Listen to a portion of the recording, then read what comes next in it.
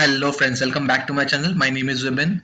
So guys, as you can see on your screen, we are going to talk about TCS National Qualifier Test, which we call as TCS NQT. I know many of you guys may have already read a lot about this. You may have went through a lot of videos on this, but still I see there are a lot of confusion going around on this.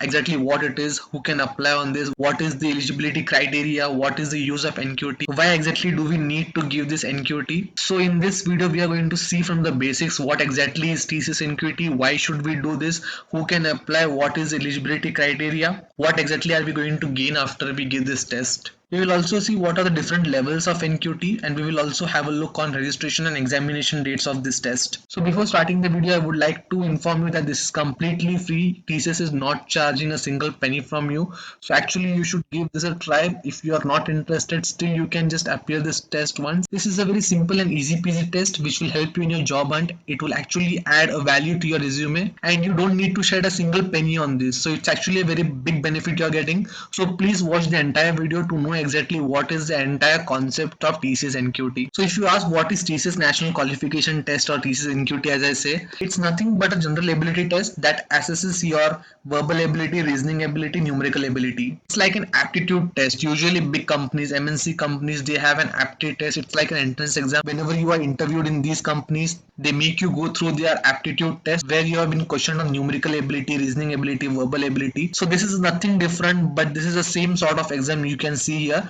but only difference is the level would be 2 to 3 times much tougher than the usual aptitude test you see. So the total duration would be around 120 minutes for all this three category. You can see 30 minutes for verbal ability, for reasoning ability it would be 50 minutes, and for numerical ability it would be 40 minutes. And once you complete this basic NQT test, you would be getting an NQT score, and this score would be applicable for all the industries and job roles. There are three different types of NQT. We will see this ahead in the video, but in this video we will be focusing on this current NQT, which is the basic one, which is the base level, and once you clear this you will be applicable for the next two NQTs, that is industry NQT and subject NQT. And the registration window is open for this basic NQT. For industrial and subject NQT we don't have an update yet. In near future maybe they will be providing an update for this one. So now we saw what exactly is NQT. So now here the next question would be, how will NQT score help you in getting a job, or what is actually use of this NQT. So as we saw earlier, NQT is a score assessment of your general abilities,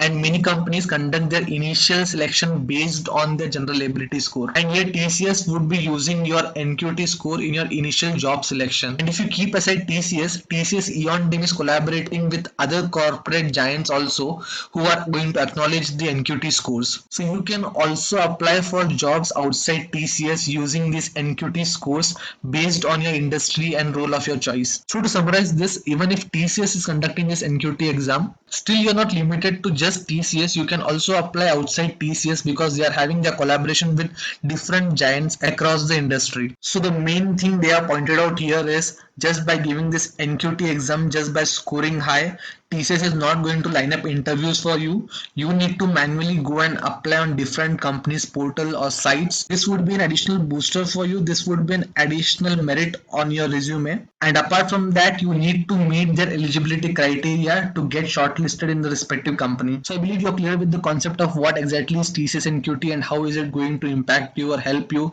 in your job hunting process. So next thing that we're going to see here is the eligibility criteria, who can apply for TCS NQT. So here undergraduate, postgraduate and diploma students in their pre-final and final years of study can apply for TCS NQT test. While you're applying for NQT test, one backlog is acceptable, but do note that when you're being interviewed or when you're joining this company, you need to be all clear. You cannot have any backlogs in your account. And if we talk about the academic gap, they are giving a relaxation of 1 year. So this basic NQT is applicable for all the students, may it be any specialization or any discipline, for may it be HR, may it be finance, may it be IT. The list goes on. So you may be from any specific branch, but it's applicable for you and you can participate in this. So this NQT is applicable for mostly freshers and someone with experience of 2 years and less. If you're having an experience of 2 years and more, then it won't be helpful for you. And the age limit for this would be 18 years to maximum 28 years of age. and the percentage criteria given over here is 60% throughout your academics. So people from 2019 to 2022 batch, coming forward batch, are applicable and can register for this NQT, but TCS themselves are only considering 2021 and 2022 pass out for their onboarding. TCS will not be considering 2019 and 2020 pass out candidates under this program, but you can still get this NQT score and register for different IT companies which do consider 2019 and 2020 pass out candidates. So now let us see what are different levels of NQT. First is TCS NQT, which is the basic one which we were talking about this entire time. So this is nothing but an aptitude test where your verbal, your reasoning, your numerical skills will be tested. This would be the most basic test here.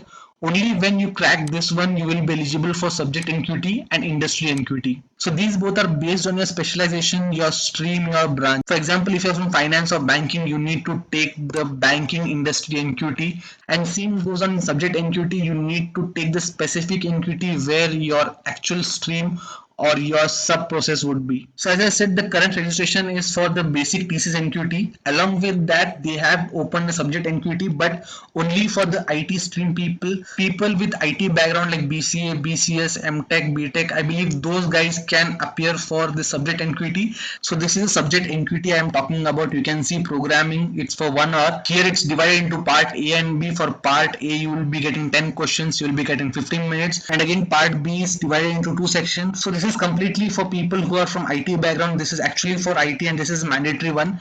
If you're applying for any IT based job over here, you need to select the subject NQT as well. So you will have to give 2 exams. One is the normal NQT that we're talking about, the basic one, aptitude test, and second is this one, that is subject NQT. So usually both of these tests would be conducted on the same day, one after the another. If we talk about the registration and examination dates, registrations have already been started. These would be open till 17th of October. That would be 10 days from now. And the examination dates are 24th, 25th and 26th of October. You can choose any one based on your convenience. And if they have the slot, they would be providing you any one of these. I hope this video will be helpful for you. I would be leaving the link of the site in my description box. I tried to cover the maximum points I can, maximum confusions that people have around this. If you still have any other doubts, any other confusion, do let me know. I will try to answer them as well. If you want to know anything about the registration process, do let me know. I'll try to make a different video on that. If you like the video, please leave a thumbs up and do subscribe to my channel. I would be seeing you guys soon. Till then, take care. Goodbye.